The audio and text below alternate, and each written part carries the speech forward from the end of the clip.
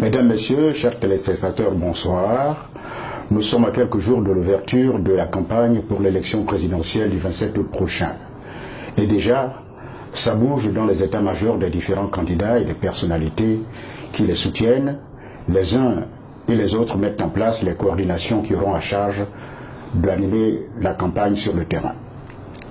À quelques semaines donc de cette échéance qui s'annonce âprement disputée, Life Africa TV reçoit ce jour M. Jean Ping, candidat à cette élection, pour un entretien en prélude à l'ouverture de la campagne. Bonjour M. Jean Ping. Bonjour. M. Jean Ping, on ne vous a pas entendu ces derniers temps et l'opinion s'interroge sur ce silence. D'aucuns estiment même que vous êtes essoufflé. Qu'est-ce qui justifierait cette accalmie? Nous vous donnons l'occasion de rompre le silence. Je vous remercie. Je voudrais d'abord vous dire que j'ai parcouru le Gabon pendant 2 ans. J'ai visité nos villages, village par village, case par case, quartier par quartier. J'ai entendu les plaintes et les souffrances des Gabonais. J'ai vu moi-même les malheurs et j'ai touché du doigt les problèmes des Gabonais. L'absence de tout. Pas de route, pas d'école, pas de dispensaire. J'ai vu tout ça.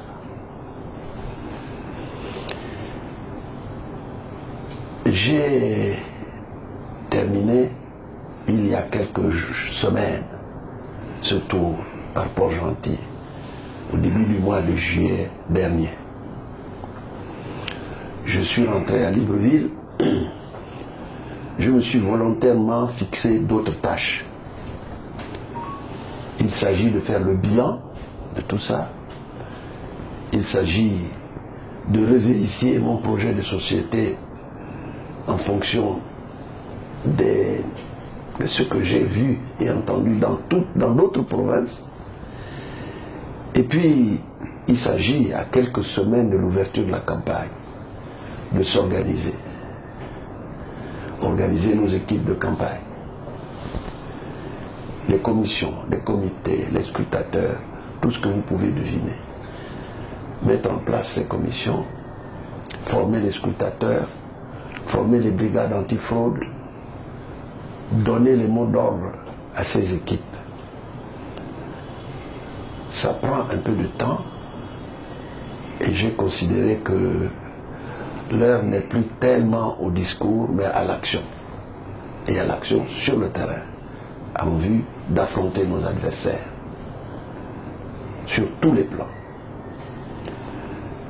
C'est en partie ce qui explique ce silence.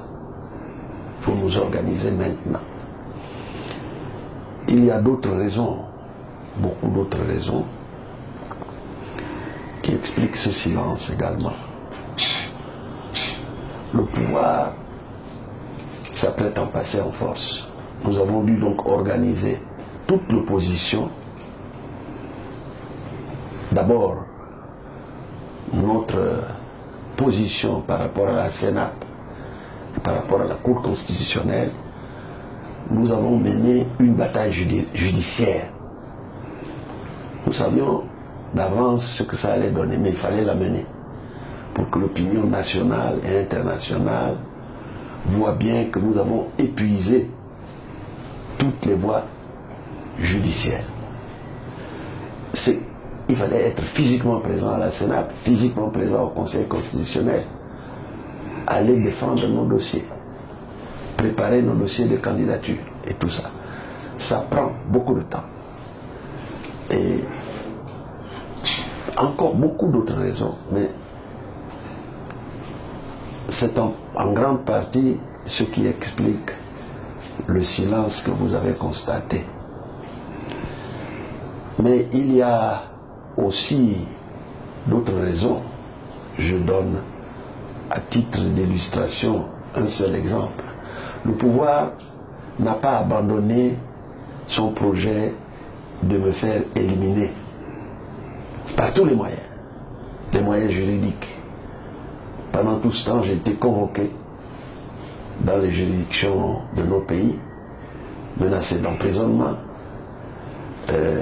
L'élimination physique n'est pas abandonnée, mes comptes bloqués, toutes mes possibilités de financement bloquées, et la justice à mes trousses pour des raisons absolument fallacieuses. Tout ceci expliquait qu'il ne fallait pas prendre un risque quelconque pour leur donner un risque quelconque de me disqualifier par une voie ou par une autre. Un exemple, la manifestation démocratique qui a été organisée à la place de la démocratie. J'avais une cérémonie importante prévue depuis longtemps chez les Mpongwe, à Eka. Je me suis donc rendu à cette cérémonie. Et la manifestation était initialement prévue pour commencer à 14 h. J'avais donc largement le temps de terminer cette manifestation spirituelle avant de me rendre à la manifestation démocratique populaire. Malheureusement, au moment où j'ai quitté Eka, avant 14 h, mes collaborateurs et collègues qui étaient là, Anjembe et Mayombo, me téléphonent pour dire la manifestation est terminée, nous avons tous été gazés. Mais on me dit que si j'avais été là, c'est moi qu'ils cherchaient. Ils cherchaient à me blesser, peut-être à me tuer, mais en tout cas à m'humilier. C'est moi qu'ils cherchent, et je suis d'ailleurs étonné qu'il n'y a que moi qu'ils cherchent. Ce sont donc beaucoup de raisons de ce genre qui m'ont amené à être, au moment où nous commençons la ligne droite, où nous entamons la ligne droite et la course de vitesse, il fallait se méfier de tout.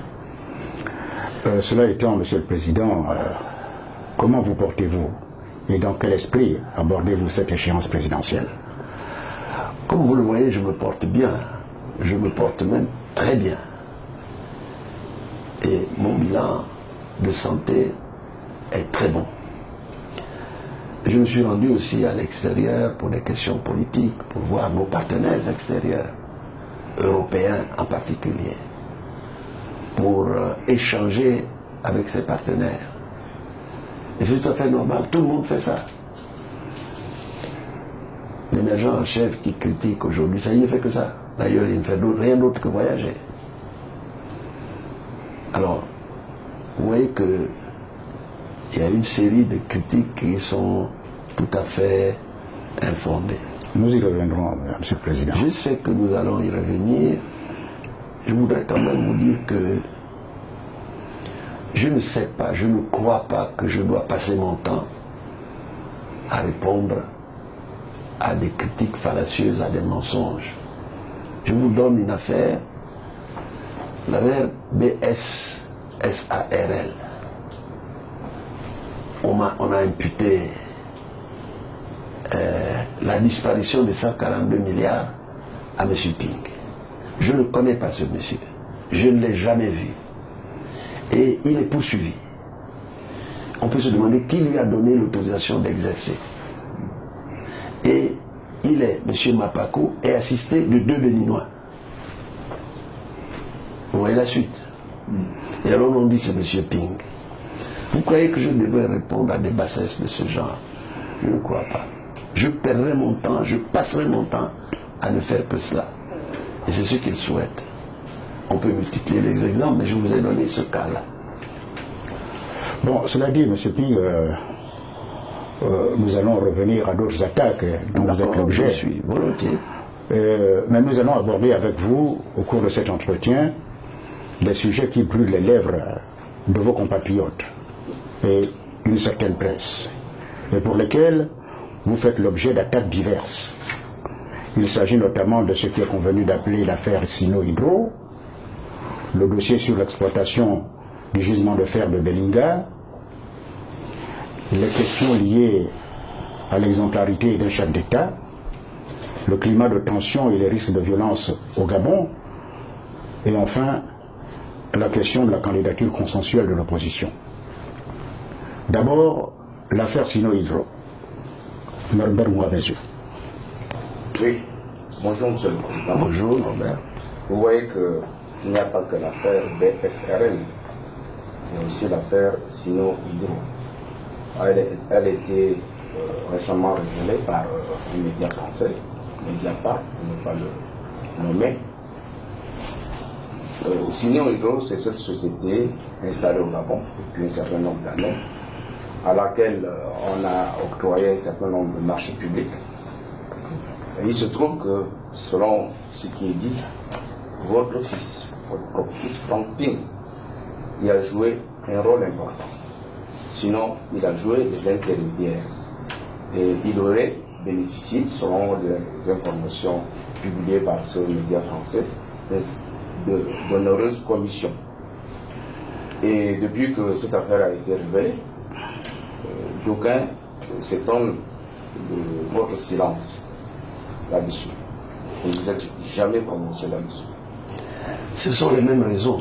Je ne peux pas passer mon temps à communiquer avec une presse qui utilise la calomnie, qui utilise le mensonge comme règle de conduite. Je voudrais vous rappeler qu'il y a eu ici la grogne d'Afrique. La grogne d'Afrique avait été créée uniquement contre moi. Tout était concentré sur moi. Comme tous les mensonges qu'ils ont annoncés, on a pu découvrir que c'était des mensonges. Ils ont créé un autre journal, les mêmes Time. D'ailleurs, on peut se demander pourquoi ils ont utilisé un mot anglais, Time. Est-ce que c'est pour faire plaisir à leurs commanditaires qui parlent anglais mais ne parlent aucune langue nationale? Est-ce que c'est pour autre chose? On n'en sait rien. Time fait la même chose que la grogne, ce sont les mêmes d'ailleurs, et ils passent le temps à utiliser la calomnie, l'injure contre moi. C'est ce que fait d'ailleurs maintenant Télé Africa également. Je ne peux donc pas passer tout mon temps à répondre à ce genre de choses. D'ailleurs, les Gabonais n'y croient plus, donc ça ne les intéresse plus. Mais les autres veulent absolument que je parle pour réanimer cette affaire, pour réactiver cette affaire. Alors, je vais quand même dire deux mots. Je ne vais pas m'attarder à des critiques. Deux mots. Mon fils Franck, il ne me demande pas l'autorisation tous les matins d'aller aux toilettes. Il ne me demande pas tous les soirs l'autorisation d'aller en boîte de nuit. Il est père de famille.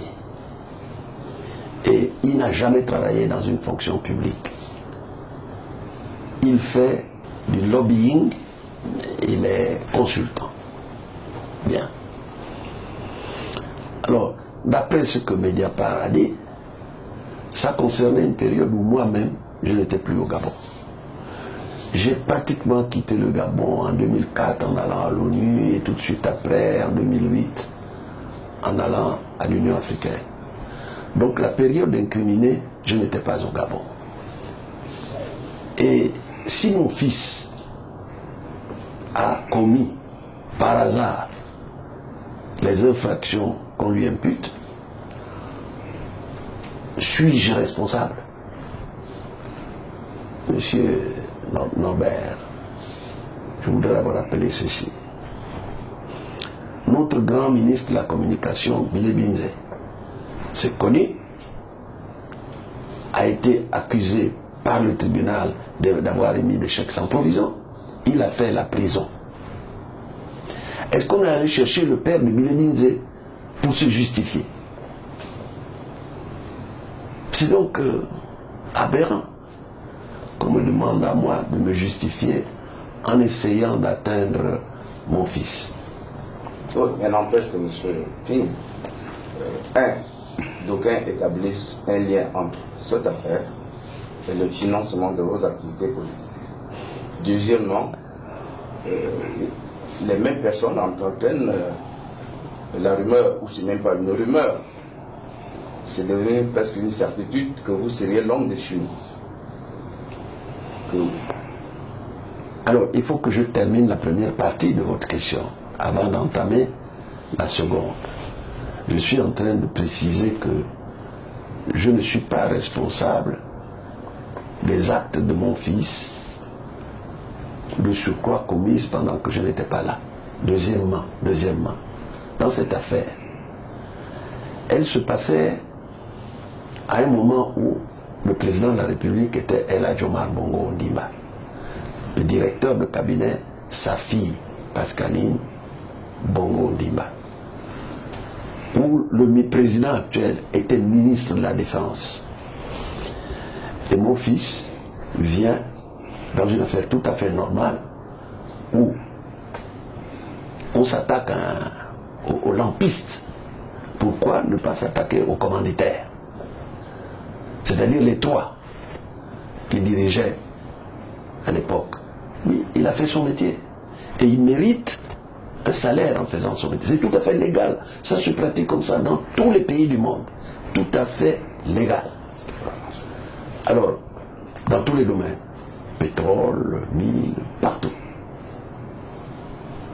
ce travail. Et le monde entier, ceux qui savent, s'étonnent d'une accusation de ce genre.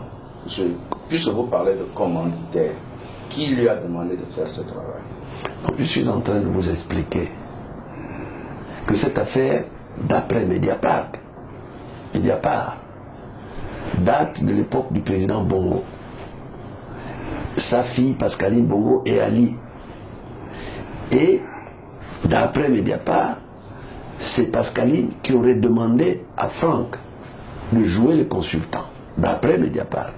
Alors, si ceci est vrai, on peut se poser deux questions. La première, était-ce illégal? Absolument pas. La deuxième, si on considère ça comme illégal, pourquoi s'attaquer à un sous-fifre, à un lampiste, pas appeler les commanditaires qui sont trois? Je les ai cités. D'après Mediapart. Vous voyez donc il y a là, comme dans tous les cas, un problème qui se pose. Je vous ai dit, je ne veux pas répondre à ce genre de choses parce que... Mais, puisque vous m'amenez à parler de ça, je vous réponds en vous indiquant ce qui se passe. De surcroît, si on dit que on a utilisé ça pour financer ma campagne, je dis d'abord c'est faux. Mais admettons, supposons, c'est-à-dire admettons quelque chose qui est faux. Supposons que ce soit vrai. Supposons que ce soit vrai. Toujours la question est la suivante. Est-ce illégal? Une entreprise qui exerce au Gabon, comme Sino Hydro, comme Olam, comme toutes les compagnies pétrolières, Morel et Prom, etc., etc., est sollicitée pour financer une activité, aurait été sollicitée pour financer une activité au Gabon. Première question, est-ce illégal? Non. Aucune loi ne l'interdit. Et vous voyez aux États-Unis où c'est permis, les entreprises disant je ne finance plus Trump, je finance un tel, vous voyez ça à la télévision tous les jours. Donc, si c'est interdit dans certains pays, ça ne l'est pas aux États-Unis et ça ne l'est pas au Gabon. La première question, est-ce illégal? La réponse est non. Deuxièmement, si c'est illégal, ou mettons même immoral, pourquoi le pouvoir l'utilise? Le pouvoir n'est-il pas financé par un certain nombre d'entreprises multinationales installées au Gabon? Tout le monde le sait. Ils vont même plus loin. Ils vont jusqu'à racketter ces entreprises, vous voyez, pour qu'ils soient financés.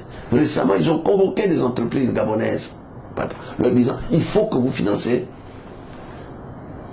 la campagne présidentielle. C'est trop gros. Vous comprenez pourquoi je ne veux pas répondre à ce genre de choses-là. Vous voyez? Alors, c'est ça les questions essentielles qu'il faut se poser. Un commissionnaire doit être rémunéré. Un commissionnaire doit être rémunéré dans tous les pays du monde et dans toutes les activités, le pétrole, tout. Il est commissionnaire. Franck est commissionnaire. S'il a fait ça, il devait être rémunéré. S'il a fait ça, il devait être rémunéré. Alors, vous savez, non seulement le pouvoir utilise ce qu'il reproche aux autres, mais ils vont plus loin. Ils financent leur campagne avec l'argent de l'État, les avions de l'État. Sous le couvert d'une tournée républicaine, vous voyagez dans les avions de l'État, dans les hélicoptères de l'État. Vous amenez le personnel de l'État pour aller faire votre campagne. Non, mais c'est malhonnête, c'est injuste, c'est dramatique. Oui, mais on glisse là dans le domaine politique. Sinon, Hydro, c'est la Chine. Et d'aucuns n'hésitent pas à établir un lien entre vos ambitions d'accéder à la tête de l'État gabonais et le fait que vous ayez un sang chinois et que de ce fait, vous pourriez livrer le Gabon à la Chine. Bon, là aussi, je voudrais faire un certain nombre de remarques, toujours les mêmes, sans entrer dans la polémique, Un, c'est un délit de faciès. C'est un délit de faciès. 2, il n'y a pas eu autant de Chinois au Gabon que maintenant. Moi, je suis parti depuis 2004. Qui a fait venir ces Chinois au Gabon? Qui a fait venir ces Chinois au Gabon? Dans le bois, il n'y a que. Qui les a fait venir? Ils sont en association constante avec le palais et la nomenclature politique qui dirige notre pays. Qui les a fait venir? Qui leur a donné les contrats? Dans le secteur forestier notamment. Qui? Ils occupent tout ce secteur. Est-ce que c'est moi? Je n'étais pas là. Je n'ai jamais été ministre des Eaux et Forêts. Et je n'ai aucun rapport avec aucun de ces Chinois. Qui les a fait venir? Les routes, qui les construit? Il n'y a plus que les Chinois. Qui les a fait venir? Qui a signé le contrat avec eux? Le champion du football qui passe son temps à danser, qui a fait construire le stade de l'Amitié? Je n'étais pas là. Qui a fait venir les Chinois pour construire le stade de l'Amitié? Qui continue à les faire venir pour construire tous les stades? Pourquoi le stade de Libreville, qui est le seul commissaire, depuis 7 ans, n'est pas terminé et n'est pas financé? Et on continue à dire qu'il va terminer le stade de Libreville pour la CAN. Il ne terminera pas, il n'aura pas de temps, ni les moyens financiers pour le payer. Qui a fait venir ces Chinois? Toutes les routes qui existent, tous les projets qui marchent encore, c'est les Chinois. Qui les a fait venir? Est-ce moi? Dans l'opposition, je me trouve, c'est moi qui aurais fait venir ces Chinois. Alors, vous voyez que ces gens qui ont vendu le Gabon n'ont même pas la décence de ne pas parler de ces choses-là. Les routes, je vous dis, qui existent, la marina dont on parle tant, toutes les constructions ont été données aux Chinois. Qui les a données aux Chinois? Qui a donné aux Chinois la construction du port Molle, qui s'appelait au départ Marina, et maintenant on l'appelle la baie des Rois. Peut-être parce que lui-même est roi. Oui, c'est honteux, c'est ridicule. Oui, mais est-ce que tout ceci n'est pas destiné à inquiéter le partenaire historique et traditionnel du Gabon, à savoir la France? L'objectif est double. Le premier est celui qui consiste à salir et à inquiéter les Gabonais sur la grande présence des Chinois au Gabon. Vous savez ce qui s'est passé ailleurs, au Zimbabwe, en Zambie, au Cameroun parfois, où lorsque les Chinois viennent dans un certain nombre de domaines informels réservés aux autochtones, ils se révoltent. Donc entraîner la population à croire que c'est moi alors que c'est eux. Facile à croire puisque j'ai les yeux bridés. La deuxième, c'est évidemment faire peur à nos partenaires. Il y a deux types de peur. Il y a la peur de nos partenaires établis localement, qui est émotionnelle, et il y a la peur de nos partenaires français qui est réfléchie. Nos partenaires français, bien sûr, le problème des marchés, des parts de marché est importante pour les entreprises françaises. Mais les entreprises françaises comprennent aussi. On vend les aéroports. Le ministre Macron vend les aéroports aux Chinois. Imaginez-vous qu'on vende un aéroport ici à des Chinois. La terre va trembler de toutes parts, à l'intérieur comme à l'extérieur. Ils comprennent sans doute qu'il est nécessaire de travailler avec les Chinois. Quand vous allez à Paris, vous prenez le train, l'avion, vous arrivez au train, c'est en anglais et en chinois. On parle en anglais et en chinois. C'est-à-dire qu'ils comprennent que la structure du monde a changé et qu'il faut collaborer avec ces gens-là. Eux, ils le comprennent. Et à cet égard-là, Monsieur le Président, quelles assurances donnez-vous aux autres investisseurs? Non. Dans mon projet de société, nous considérons deux ou trois choses. La première est que nous sommes liés à l'Europe par des liens géographiques. Le détroit de Gibraltar, c'est 14 km qui nous séparent de l'Europe. La Méditerranée est devenue un grand lac. Vous voyez les immigrés qui passent bientôt, pourront peut-être même traverser à la nage. Nous avons donc des liens géographiques avec l'Europe. On ne peut pas les ignorer. On n'est pas au large de l'Amérique, on n'est pas au large de la Russie, on n'est pas au large de la Chine. On peut l'accepter ou le déplorer, c'est un fait. Nous avons des liens géographiques avec la France.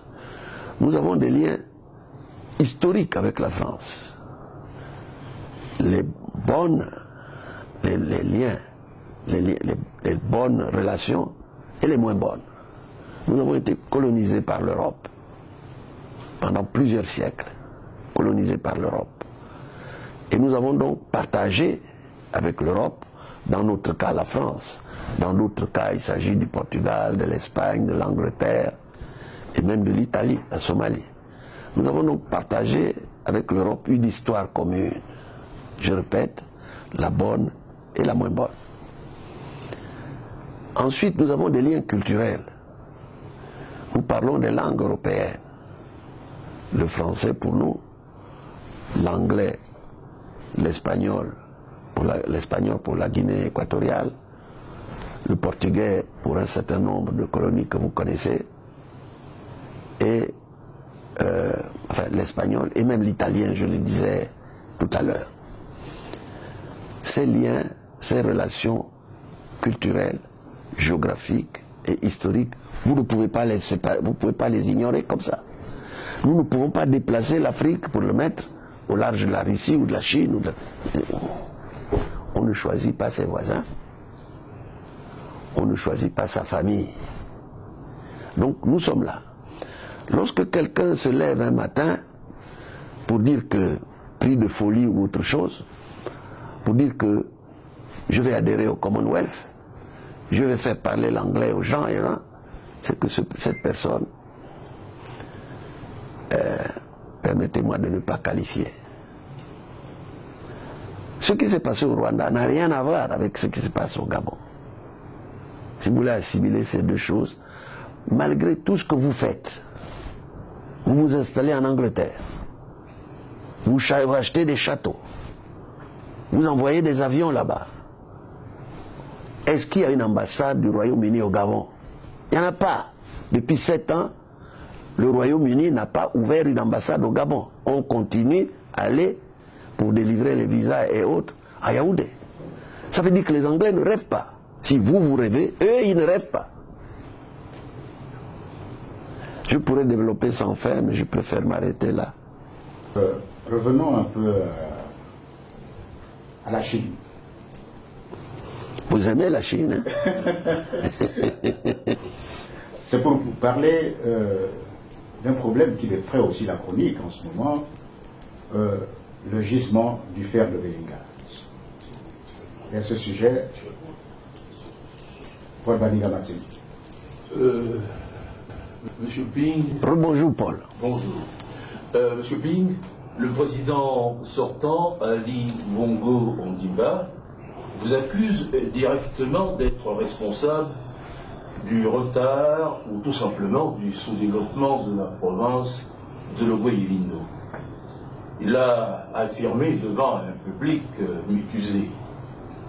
Sans commentaire, l'affaire de l'exploitation du gisement de fer de Belinga. Pour lui, vous avez désigné une société encore chinoise dans laquelle il y avait un certain Ping. Vous voyez bien l'allusion. Cette société, n'étant pas spécialiste en la matière, devait revendre ce contrat à une autre. Alors, parlez-nous de cette négociation et du contrat concernant le fer de Belinga dans la province de Ivindo. Bon, Paul, c'est la même chose, c'est la même histoire, à répétition,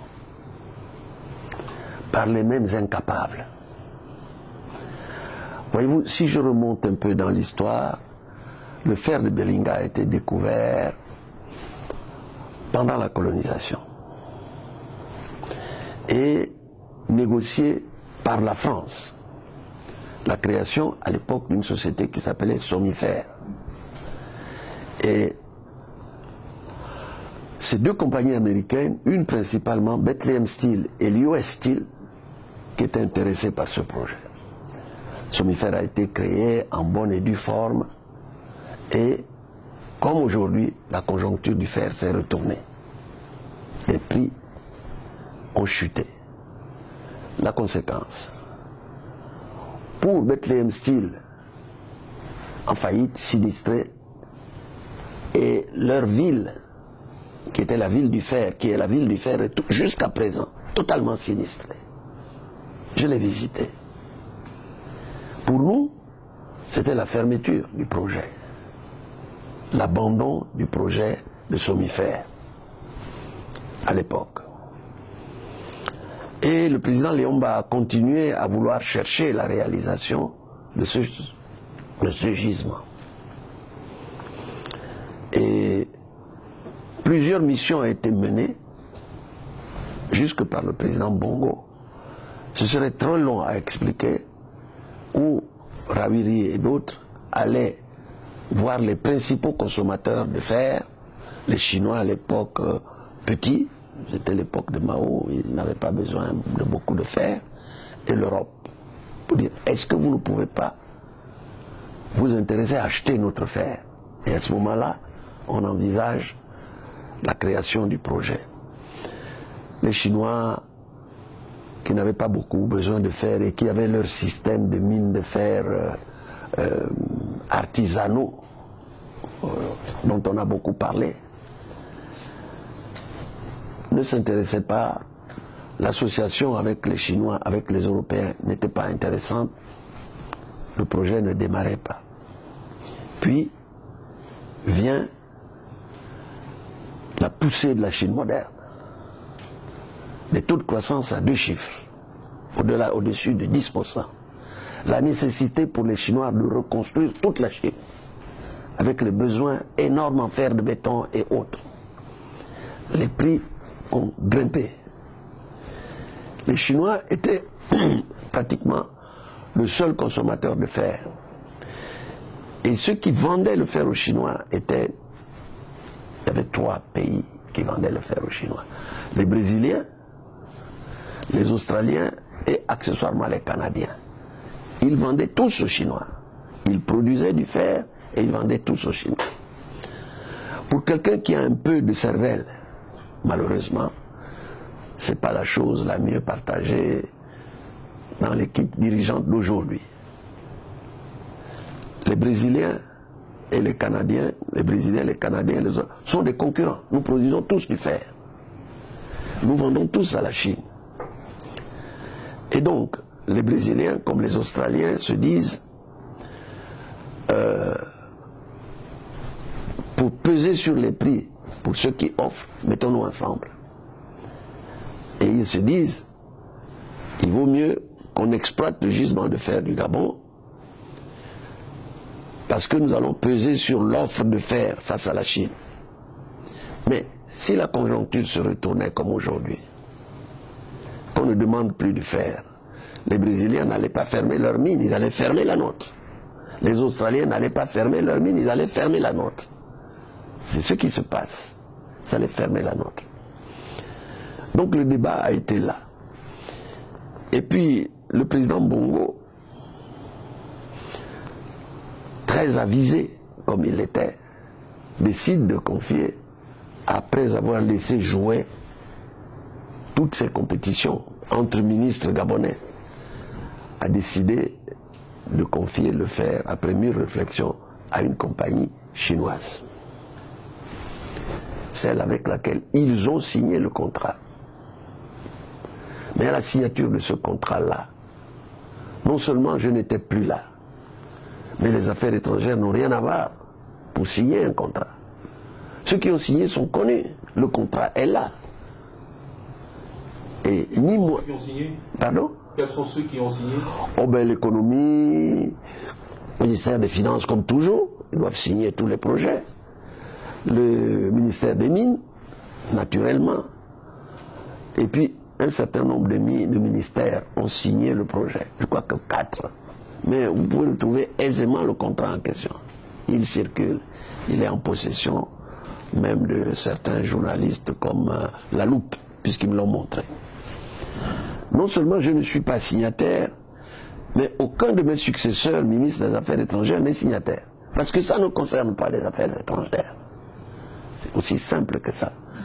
Les affaires étrangères sont sollicitées pour intervenir politiquement auprès de l'Exim Bank et du gouvernement chinois pour accepter de financer le projet. C'est-à-dire le projet intéresse une entreprise chinoise, mais pour financer cette entreprise chinoise, il faut aller à l'Exim Bank, la banque pour le commerce extérieur qui finance. Donc, une entreprise s'intéresse, elle veut, il faut s'assurer le financement, il faut intervenir auprès des autorités chinoises de l'Exim Bank. C'est ce qu'on m'a demandé de faire en tant que ministre, négocier mon rôle. Le rôle des ministres, c'est de négocier. Vous voyez? C'est ça qu'on a demandé aux affaires étrangères de négocier. En tout cas, le contrat s'est conclu à cette époque.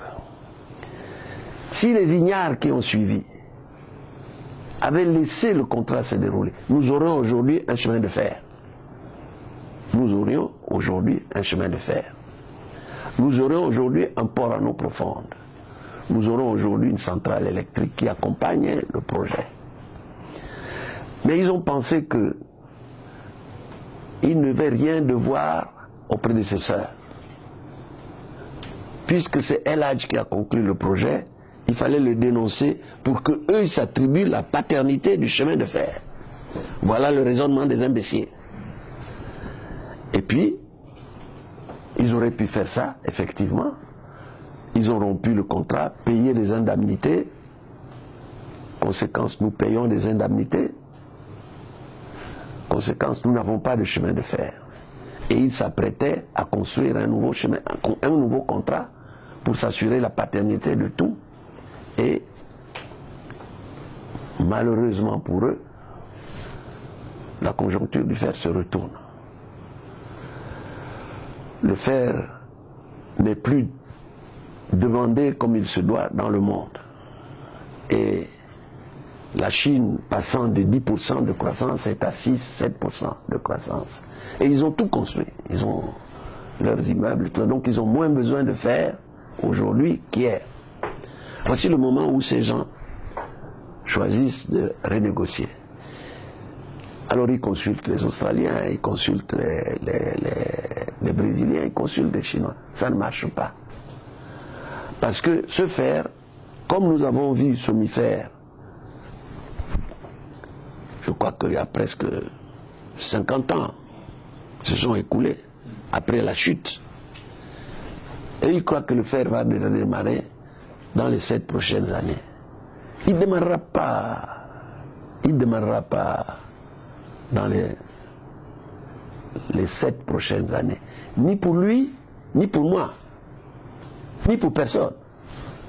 Donc, je ne vais pas faire la démagogie en disant, parce que j'ai du sang chinois, je vais vous faire construire, je vais vous faire réactiver la mine de fer de Belinga. Ça ne se passe pas comme ça. Ce n'est pas une affaire de sentiment. Vous voyez? Alors lui, il promet, d'ailleurs vous avez vu qu'il a été hué, parce que les ogivins ne sont pas bêtes. Ils connaissent la réalité. La population connaît la réalité. Vous voyez, encore là, c'est un procès un délit de faciès. Justement, monsieur Camping, cela nous amène à parler de l'exemplarité d'un chef d'État. Ali Bongo, pour ne pas le citer, à la faveur d'une tournée dite républicaine, se répand dans des attaques contre ses adversaires. Vous-même n'êtes pas épargné par ces attaques. Comment les jugez-vous? Bon, d'abord très simplement, je les juge indignes. Les attaques du genre de Belinga dans le Gouévindo, non seulement c'est indigne, mais c'est contre-productif pour lui. Un certain nombre d'attaques ne sont pas dignes. Mais je voudrais dire qu'il fait ma publicité. Il parle de moi. C'est mon meilleur directeur de campagne. Il fait parler de moi. Il n'y a que moi qu'il vise. Accessoirement, il vise d'autres, mais moi, ça veut dire qu'il dit à l'opinion gabonaise que c'est moi le challenger. Vous voulez dire que le discours de votre adversaire est fait de contre-vérité et de mensonges? C'est évident. Et même le public le sent aisément. Non seulement il le trouve grossier et indigne, mais c'est truffé de contre-vérité. Ce sont toutes ces contre-vérités à le Gouévindo. Il dit que le fer, c'est moi. Il va, je ne sais pas où, il trouve des arguments. Aujourd'hui, il parle de plagier le projet agricole. Je suis diamétralement opposé à ce qu'il propose. Mais bon, et je l'ai dit dans mon projet de programme. N'empêche qu'ils disent que je plagie. C'est ridicule. Donc les gens qui savent vont s'étonner d'une telle utilisation de mon programme. Alors, un autre volet de cet entretien, c'est le climat de tension actuel et les risques de violence politique dans notre pays, à l'orée de l'élection présidentielle qui pointe à l'horizon. On assiste, j'allais dire, à une montée d'adrénaline et on le sent à travers, disons, la force publique qui est utilisée pour mater un certain nombre de manifestations. Comment analysez-vous cette situation au regard du discours dans les deux camps, opposition et majorité? D'abord, nous sommes les seuls, ceux qui nous soutiennent, nous sommes les seuls à dire nous irons jusqu'au bout. Nous assumerons, nous irons jusqu'à la fin du processus. Et d'autres camarades disent, d'autres collègues et camarades de l'opposition ont un point de vue relativement différent. Bon. Mais nous nous sommes entendus sur un certain nombre de points. Le premier est que, Ali ne devrait pas être là. Parce qu'il viole l'article 10 de la Constitution. Il ne devrait pas être là. Et c'est pour cela que nous avons amené la bataille judiciaire pour qu'il soit disqualifié. Cette bataille, comme nous le savions, n'a pas été gagnée par nous. Et on a le sentiment que l'opposition, d'une manière organisée ou pas, dit qu'il faut passer au plan B. J'ai entendu ça moi-même dans un journal, le passage au plan B. Et le plan B serait des manifestations démocratiques. La rue, etc. Démocratique. Pacifique. Pacifique. Et c'est ce qui s'est passé sur la place de la démocratie, à la place de la démocratie. Lorsque toute l'opposition est allée et a été gazée, la place de la démocratie a été, depuis la RTG, barrée, et derrière l'université, on a aussi barré pour prendre les manifestants en sandwich. Pourtant, ils n'étaient pas très nombreux. Et pourtant, les leaders sont allés pour montrer bien que c'est une manifestation passive, qu'ils sont allés devant. Et ils ont été brutalement gazés. Les douilles qu'on a vues par terre étaient des douilles à balles blanches, mais aussi des douilles à balles réelles. On les a vues, on les a filmées, vues par terre. Donc on a absolument étouffé la manifestation démocratique. J'ai cru entendre que ce type de manifestation démocratique va continuer. Mais si le pouvoir s'obstine à réduire au silence, par la violence, par le sang, ce type de manifestation populaire, que va-t-il se passer? Nous savons que la rue gronde. Nous savons que la rue gronde. Nous savons que les gens en ont marre. Et nous savons que le pouvoir instrumentalise la violence. Vous avez appris, des armes ont été découvertes ici, des mercenaires là. Et à cette violence peut répondre une violence spontanée. Nous allons dans le schéma d'aller jusqu'au bout de l'élection. Vous voyez,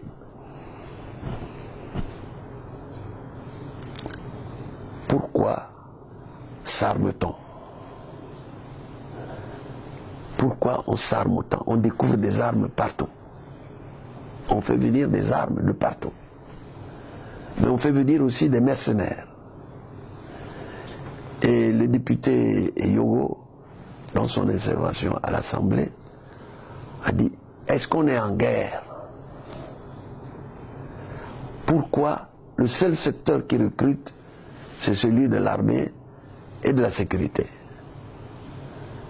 Il regroupe, il compterait aujourd'hui environ 37 000 fonctionnaires, 37 000 agents.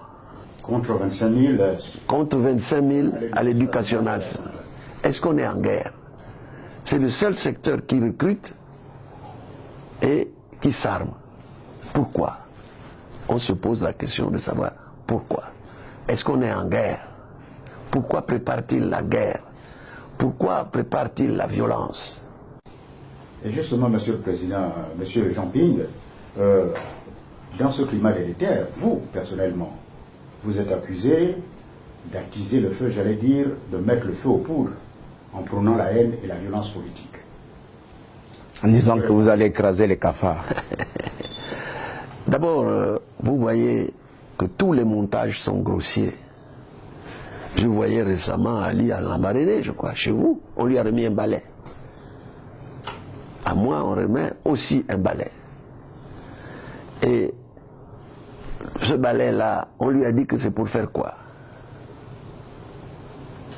Et vous voyez... Il fallait se faire pour nettoyer.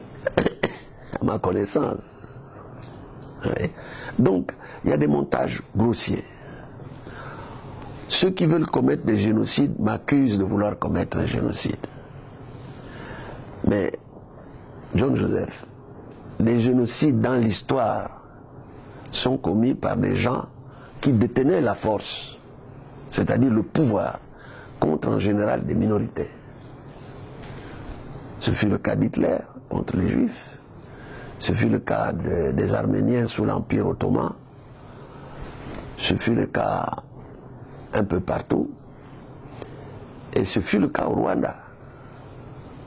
Ceux qui détenaient le pouvoir, qui étaient majoritaires, ont commis le génocide contre une minorité, les Tutsis. C'est comme ça un peu partout. Ici, ai-je des armes? Est-ce que j'appartiens à une communauté majoritaire? J'appartiens à une petite communauté. Alors, ceux qui font venir les armes, ceux qui veulent faire les génocides, accusent les autres d'être génocidaires. Je ne vais même pas jusqu'à parler de le chien à bois, la caravane passe. Non, je ne vais même pas parler de ça. C'est ridicule. Et on prépare l'opinion à l'utilisation de la force en l'imputant à d'autres. Je n'ai aucune arme, John Joseph, aucune. Et l'on sait que dans vos fonctions antérieures, notamment à la présidence de l'Union africaine, vous avez passé tout votre temps à résoudre des conflits sur le continent. J'ai passé mon temps en tant que ministre des Affaires étrangères gabonais et en tant que président de la commission de l'UNA à éteindre le feu et non pas à en allumer. Et je vous répète, je n'ai que 3 armes de chasse qui m'ont été délivrées légalement par le président, par le gouvernement gabonais à l'époque du président El Hadj Omar Bongo Ondimba. 3 armes de chasse qui ne sont pas ici, qui sont au village. Je ne dispose d'aucune arme ici. Et je vais commettre le génocide. Comment? Avec quels moyens? Et contre qui? Contre qui? Quand il parle de cafards, que moi je veux détruire les Gabonais, quels Gabonais? Ceux qui sont avec moi. Vous croyez que je suis bête? La majorité des Gabonais qui sont avec moi, je vais les détruire? Ou alors se considère-t-il lui comme cafard et qui se sent morveux, qui se mouche? Monsieur Ping, nous arrivons pratiquement au terme de cet entretien, mais 2 dernières questions tout de même sur l'éventualité d'une candidature consensuelle au sein de l'opposition. Bon, votre question a un double volet. Le premier volet concerne la bataille que nous menons pour disqualifier Ali en fonction de l'article, en vertu de l'article 10. Pour le destituer, parce que la DTE est toujours à l'ordre du jour. Oui, non, peu importe. DTE, DE, il s'agit de disqualifier Ali.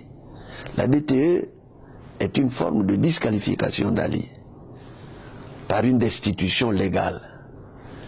Bon, chacun de nous peut en penser ce qu'il veut. Mais la disqualification comprend pas seulement la destitution légale, elle comprend toutes les autres voies, y compris celles que nous avons menées à la CNAP, à la Cour constitutionnelle. C'est une destitution, c'est une disqualification qui n'est pas une destitution légale. La destitution est un acte juridique et constitutionnel qui obéit à des lois précises. Vous voyez? Celle que nous faisons à la CNAP n'était pas une destitution en vertu de la haute cour de justice, où c'est Ali lui-même qui convoque la haute cour de justice. C'est une destitution par divers moyens. Et c'est pour ça que nous disons, pour destituer quelqu'un, il y a plusieurs voies pour destituer. En vertu de l'article 10, il y a plusieurs voies. Nous pouvons nous arrêter une petite seconde sur cette voie-là de destitution. Le président actuel est passé en 2009 avec un faux. Fils de président ou pas fils de président, c'est un faux. C'est ce que Bengon Luxi a dénoncé à l'époque. Donc s'il est passé avec un faux, il est passible, effectivement, de la haute cour de justice. Fils de président ou pas. Mais nous continuons à dire que, indépendamment de ce faux, il y a beaucoup d'autres choses qui s'ajoutent à ce faux. Lorsque vous interrogez Brazzaville, les plus hautes autorités, il n'est pas né là-bas. Il n'est pas né à Brazzaville. Vous cherchez l'hôpital où il est né. Apparemment, il n'était même pas construit en 1959. Apparemment, il n'était pas construit. Donc, vous allez chercher partout. On vous répond à Brazzaville. Comment pouvons-nous délivrer un document qui n'existe pas, l'acte de naissance? Tout ce qui a dit il a délivré, il n'a pas délivré. Comment pourrions-nous délivrer un acte de naissance qui n'existe pas? Bon, nous pouvons continuer comme ça sans fin. Oui, mais récemment, à Kény, on lui a délivré un acte de baptême qui date de 1961. Mais il est né à Kény? Non, c'est lui-même qui dit qu'il est né à Brazzaville.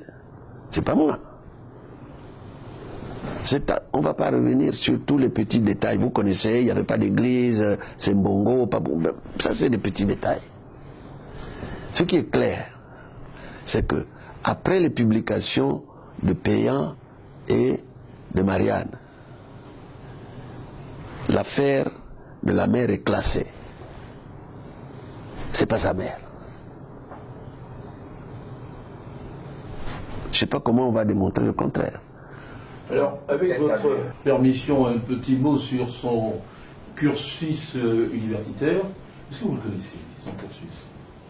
Bon, vous savez, c'est pour ça que certains affirment que c'est un faussaire pathologique.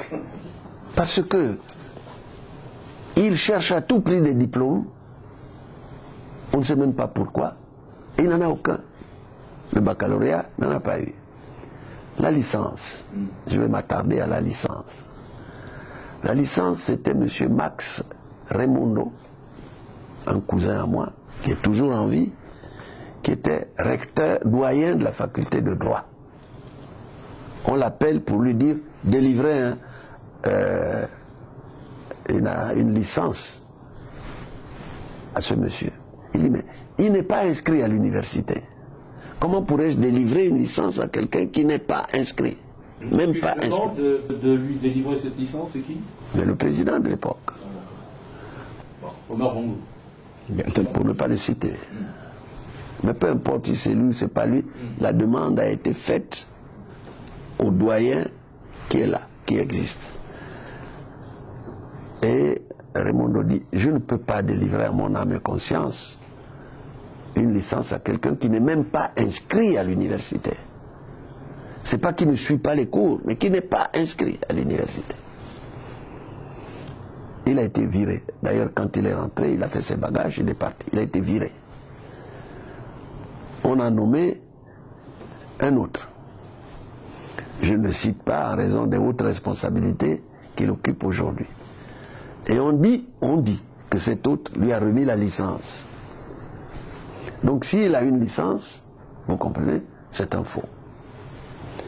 Vous continuez comme ça jusqu'à la licence, jusqu'au reste. Pourquoi cherche-t-il tout ça? Ça sert à quoi? Il peut être président de la République sans tout ça. Son père était président de la République sans ça. C'est pour ça qu'on parle de pathologique. Dans les faux, les titres universitaires, scolaires et tout ça. Et puis vous allez vers les actes de naissance. C'est évident que il y a un problème grave. Mais bon, l'extérieur nous reproche de nous focaliser sur cette affaire-là. Parce que ce genre de choses n'existe pas en Europe.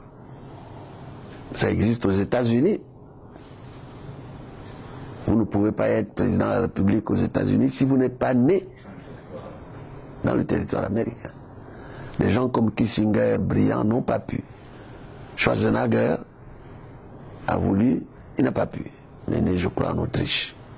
Donc, si vous n'êtes pas né sur le sol américain, vous ne pouvez pas postuler la présidence de la République.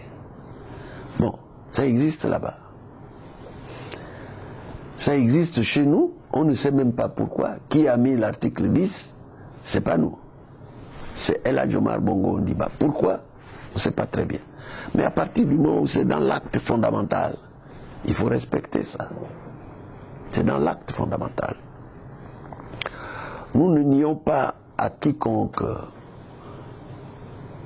la nationalité gabonaise. La nationalité gabonaise peut s'acquérir à tout moment par un acte juridique. Mais la Constitution dit que pour tout le reste, vous pouvez, mais pas le poste de président de la République. Voilà ce qui amène les Gabonais à s'accrocher sur ça. Mais je dirais quand même que si les Gabonais s'accrochent à l'article 10, c'est parce qu'ils voient qu'il y a quelqu'un en face qui s'accroche par tous les moyens et qui confisque le pouvoir par un coup d'État électoral en 2009 et qui veut continuer avec le même système. Les Gabonais n'en veulent plus. La sagesse devrait commander que si les Gabonais ne veulent plus de moi, que je sois le fils du président ou pas, que j'ai raison ou pas, il vaut mieux partir. Il n'y a pas honte à partir. Mais si vous voulez demeurer là, par la force, par tous les moyens, pas seulement la fraude, mais également l'utilisation de la violence risque d'appeler la violence. Ce que nous ne souhaitons pas, mais la violence risque d'appeler la violence. Bien, Monsieur le Président. Revenons à la... Si vous ne réussissez pas à le disqualifier ou à le destituer, que vous restez-il comme recette? Bon, c'est pour ça que je disais au début, votre question initiale avait deux volets. Le premier volet, nous venons de l'épuiser. Le deuxième, c'est la candidature unique ou consensuelle. En tout cas, moi, je vous dis d'emblée que je souscris totalement à cela. Totalement. Et je suis déjà prêt à toutes les formes de négociations que nous pourrons mener à cette fin. Je souscris totalement à cela. J'y souscris pour un certain nombre de raisons. La première, c'est qu'on nous a dit clairement en France que Ali sera là. Vous ne pourriez pas le destituer, le disqualifier, il sera là. Deuxièmement, la seule chance de le battre démocratiquement, c'est une candidature unique. On leur a même dit oui, mais on sait qui va se proclamer vainqueur, quel que soit le cas de figure, on sait même que c'est 53%, etc. Ils ont dit oui, mais si vous avez une candidature unique, on peut voir clairement qui a triché. Et on peut concevoir clairement que l'extérieur peut prendre des actions, à condition que vous ayez une candidature unique ou consensuelle. L'intérieur, le peuple dit la même chose. Ça monte en disant, il faut qu'il y ait une candidature unique. Il faut qu'il y ait une candidature consensuelle. On entend ça de partout. Ce n'était pas comme ça il y a 2 mois, mais maintenant, on entend ça de partout. Donc je voudrais répéter à nouveau qu'en ce qui me concerne, je suis pour. Mais je vous dire aussi que sur le plan de ce que nous avons fait dans le passé, vous allez remarquer que je n'ai jamais critiqué en public un de mes adversaires de l'opposition. Je n'ai jamais répondu aux calomnies, aux ordures, aux insultes qu'une partie de l'opposition déverse sur moi, au lieu de les déverser sur Ali, déverse sur moi. Je n'ai jamais répondu. Et j'ai dit officiellement que je n'y répondais pas parce que j'espère toujours que, à un moment ou à un autre, nous finirons par revenir sur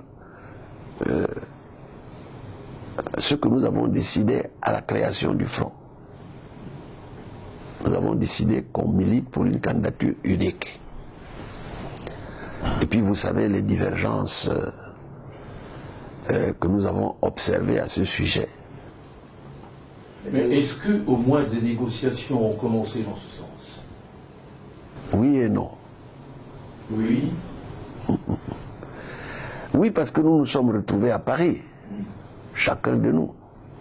Et qu'à Paris, on nous a dit ça. Bon. Et non?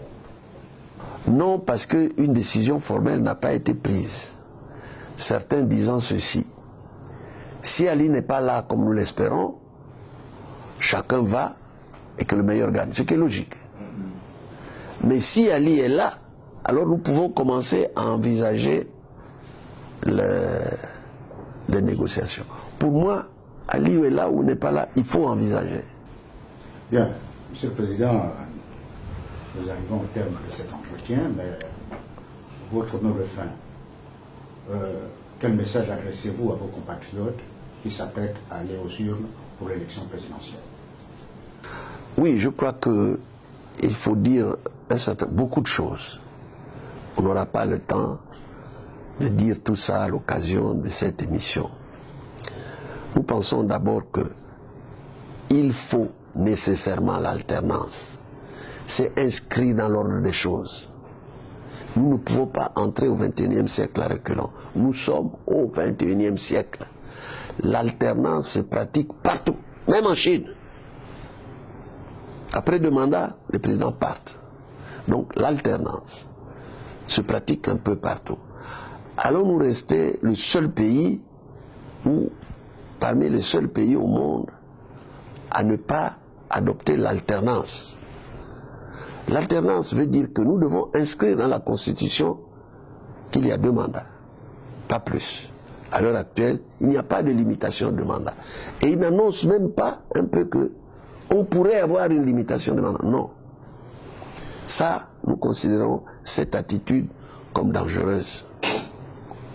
Il faut l'alternance. Il faut que ça soit inscrit dans les textes. Il faut que ça soit accepté. Inscrit dans les textes ou pas, il faut accepter l'alternance. Vous ne voulez pas l'alternance et vous utilisez tous les moyens, la violence et tout ça, pour vous maintenir au pouvoir. Ce n'est pas bon. Ce n'est bon pour personne. Ni pour l'opposition, ni pour la majorité. Il faut donc l'alternance. Impérativement. La deuxième chose, je crois, qu'il y a l'alternance et le changement. On ne demande pas l'alternance pour l'alternance. C'est-à-dire de substituer à un dictateur un autre dictateur. Au-delà de là que je m'y mette. Si c'est ça, c'est pas la peine. Enfin, en tout cas, dans ma conception des choses. C'est pour cela que j'ai dit alternance et rupture. Alternance et rupture. Alternance, oui. Rupture, il faut absolument rompre avec l'ancien système. Absolument.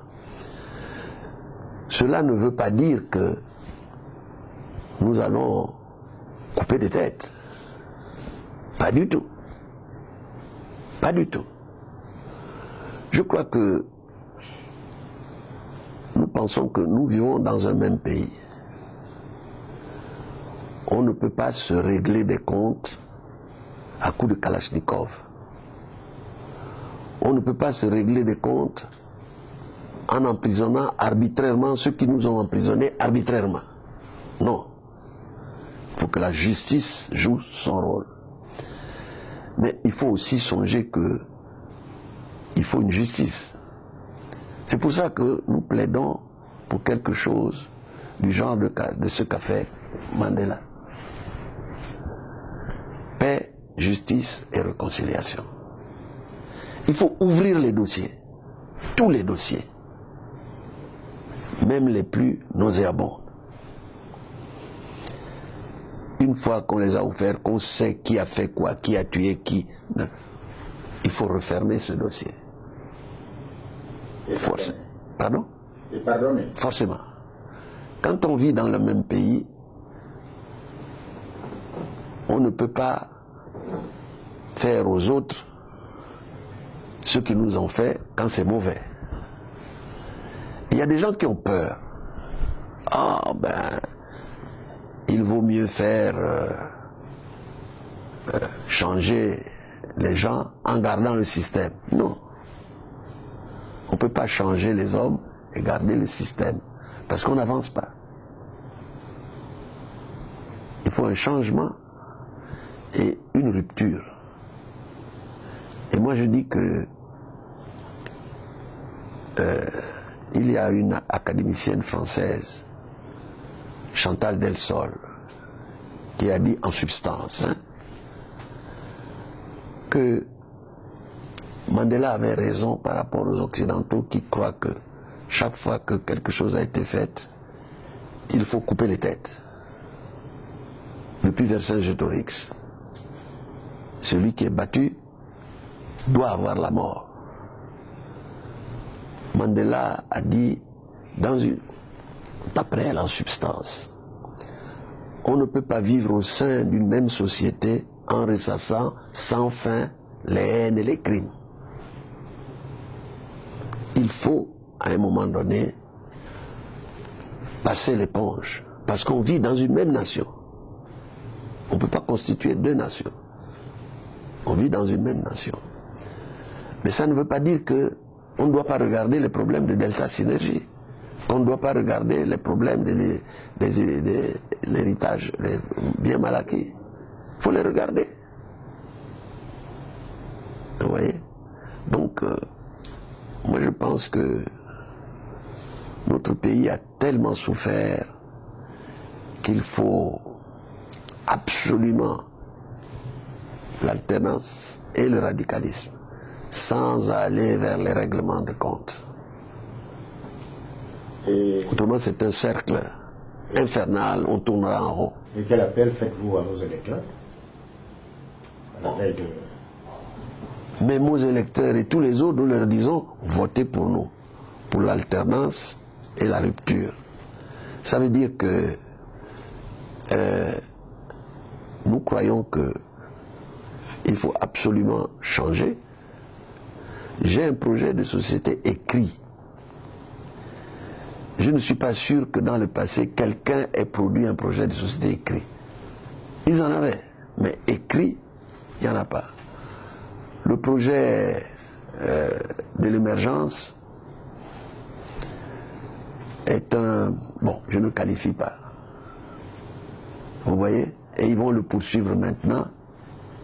Tout le monde répète, De Gaulle aurait dit comme des perroquets, émergence, émergence, émergence. Partout dans le monde, émergence, émergence, émergence. Mais il y a ceux qui font l'émergence et on voit les résultats. Et il y a ceux qui crient à l'émergence et où on n'a rien vu.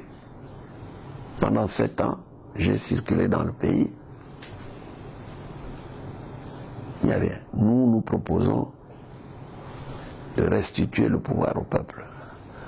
Nous proposons que la peur soit disqualifiée. Il faut que les Gabonais vivent à l'abri de la peur des crimes rituels, la peur des jugements à l'emporte-pièce, où on instrumentalise la justice, la peur d'être assassiné dans un coin, d'être mis en prison, comme moi-même on tente de le faire. Il faut sortir les Gabonais de cette peur-là, et que les Gabonais vivent heureux, que la justice soit indépendante. C'est pour ça que certains nous disent, qu'est-ce que vous allez faire de ces gens-là? Mettez-les en prison. On ne met pas les gens en prison comme ça, il faut que la justice se prononce et passe. Sans quoi nous ne sortons pas du cercle vicieux de l'arbitraire. Et nous disons ça d'une manière claire. Et à l'année 0, pardon, à l'année 1, nous pouvons tout mettre en place. Tout mettre en place pour mettre le Gabon à l'abri de la peur. Que la presse soit indépendante, qu'elle soit libre, que vous soyez libre de nous critiquer, que la société civile joue son rôle de société civile. Parce que depuis un peu plus de 30 ans, l'État n'est plus seul au monde. La société civile est là. Et elle s'est implantée de plus en plus. C'est une réalité des temps modernes. La société civile, c'est les ONG, bien sûr, mais ce n'est pas que les ONG. C'est les syndicats, c'est toutes les associations, c'est les confessions religieuses. Toutes ces associations font partie de la société civile. Il faut en prendre compte. Le deuxième volet concerne mettre le Gabon à l'abri du besoin. C'est-à-dire donner satisfaction aux besoins élémentaires des populations. Le Gabon est un pays très riche avec des Gabonais très pauvres. C'est un paradoxe que nous devons résoudre. Les Gabonais n'ont pas de quoi se loger. Les Gabonais n'ont pas de route. Les Gabonais n'ont pas d'éclairage. Le Gabon est un pays très riche où les gens, pour s'éclairer, utilisent des portables qu'ils chargent dans les batteries de leur voiture. Il n'y a pas d'électricité. Il n'y a pas d'eau potable.